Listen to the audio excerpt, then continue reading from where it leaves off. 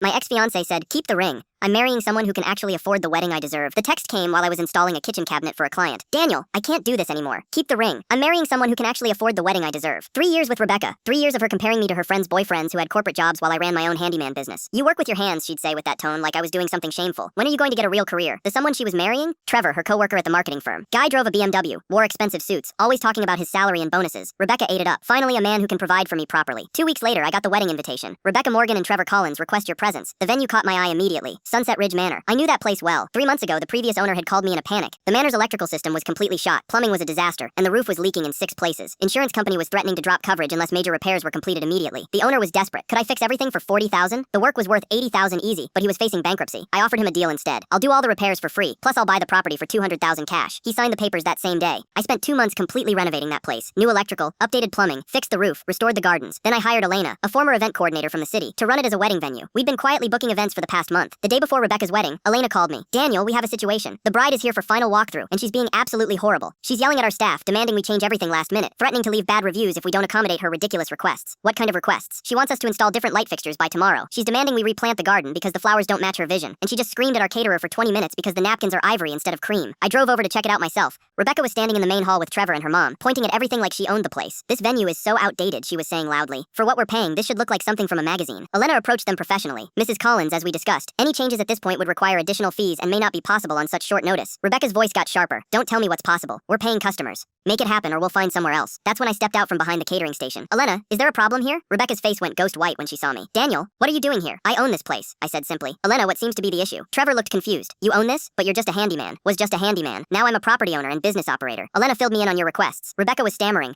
We can work this out. Maybe we got off on the wrong foot. I looked around the beautiful venue I'd spent months perfecting. The venue that was booked solid for the next 8 months because word had spread about the quality of our service. You know what, Rebecca? You're absolutely right. You deserve a wedding venue that meets your standards. Elena, please process their full refund. Rebecca's mom stepped forward. Refund? The wedding is tomorrow. We have 150 guests coming. I pulled out my phone and showed them our contract. According to Section 12, abusive behavior toward staff results in immediate termination of services with full refund. Your behavior today qualifies. Trevor was panicking now. Look, man, can't we just apologize and move forward? We've got people flying in from across the country. 3 years, Rebecca. 3 years. You told me I wasn't good enough because I work with my hands. Turns out these hands built the only venue in town. Nice enough for your dream wedding. Rebecca was crying now. Daniel, please. I'm sorry about what I said before. I was just stressed about money in the future. I handed Elena the keys, processed their refund, and escort them off the property. We have another wedding here Sunday, and I need to make sure everything's perfect for clients who actually appreciate quality service. As they walked toward the parking lot, I heard Trevor asking Rebecca how much the replacement venue was going to cost. Her response was priceless. I don't know. This was the only place in our budget that was actually nice. Elena texted me Monday morning. The couple getting married Sunday left the most amazing review. Said they've never seen such a beautiful venue with such professional service. Oh, and they mentioned they heard about us because some other couple's wedding fell through, and everyone was talking about how stunning this place is.